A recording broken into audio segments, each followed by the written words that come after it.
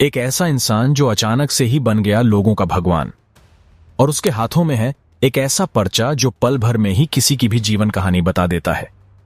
इस इंसान का काम है लोगों को भगवान के बारे में बताना और उनकी समस्याओं का समाधान करना, और चाहत भारत को पूरी तरह से हिंदू राष्ट्र बनाना। जी हां दोस्तों, मैं बात कर रहा हूं पंडित धीरेंद्र शास्त्री जी की, जो इस समय पूरे देश में बागेश्वर बाबा के नाम से मशहूर हैं।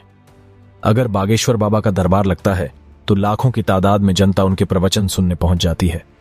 आपको यह सुनकर हैरानी होगी कि उनके दरबार में 50-60 हजार या 1-2 लाख लोग नहीं, बल्कि पूरे 10 लाख लोग एक साथ मौजूद होते हैं।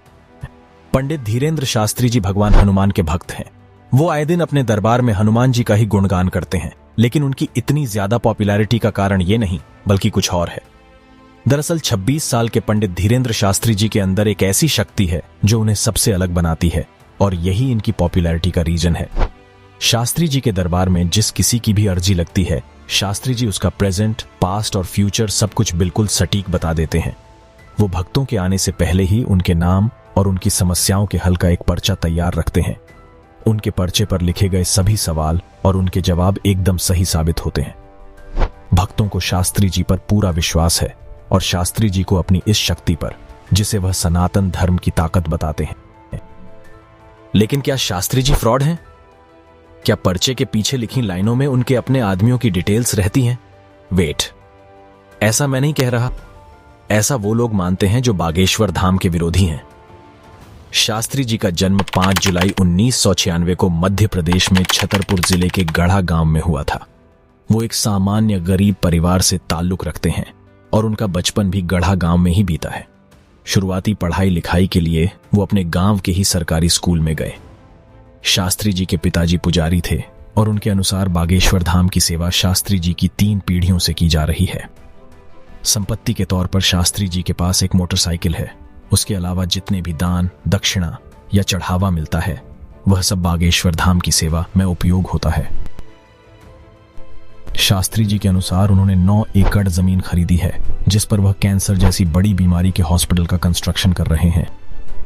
बागेश्वर धाम में आए दान से मंदिर के विस्तार और जन कल्याण जैसे कामों को पूरा किया जाता है।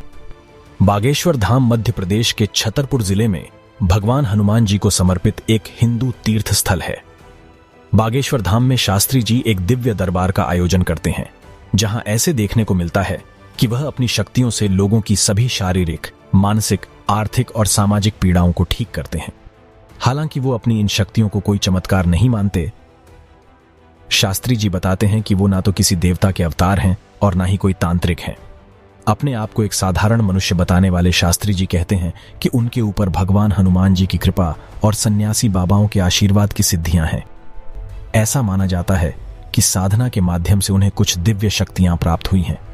शास्त्री जी उस टाइम सुर्खियों में आए जब नागपुर की अखिल भारतीय अंधश्रद्धा निर्मूलन समिति के श्याम नाम के व्यक्ति ने उन्हें चुनौती दी और उनकी आध्यात्मिक शक्तियों पर सवाल उठाया।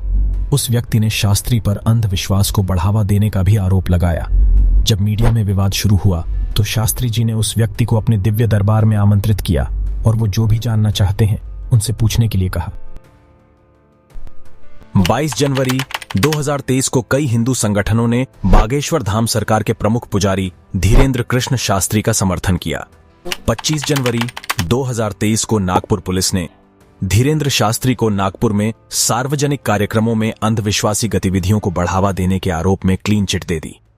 पुलिस आयुक्त अमितेश कुमार ने कहा कि शिकायत की जांच करने पर अखिल भारतीय अंधश्रद्धा निर्मूलन समिति के संस्थापक और शिकायतकर्ता श्याम नामक व्यक्ति द्वारा प्रस्तुत सबूत की जांच के दौरान ऐसा कुछ भी नहीं पाया गया जो महाराष्ट्र अंधविश्वास कानून के तहत गलत हो।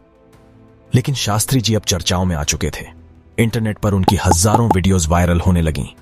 उनके कई सारे न्यूज चैनलों पर इंटरव्यू लिए गए। कुछ लोग उनके विरोध में जरूर थे, लेकिन बहुत सारे लोग उनके समर्थन में भी आ गए।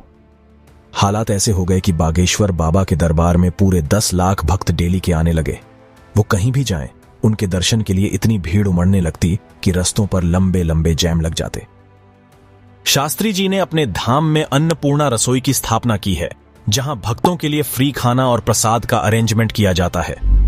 धीरेंद्र शास्त्री गरीब और बेसहारा लड़कियों की शादी का एनुअल फंक्शन भी रखते हैं।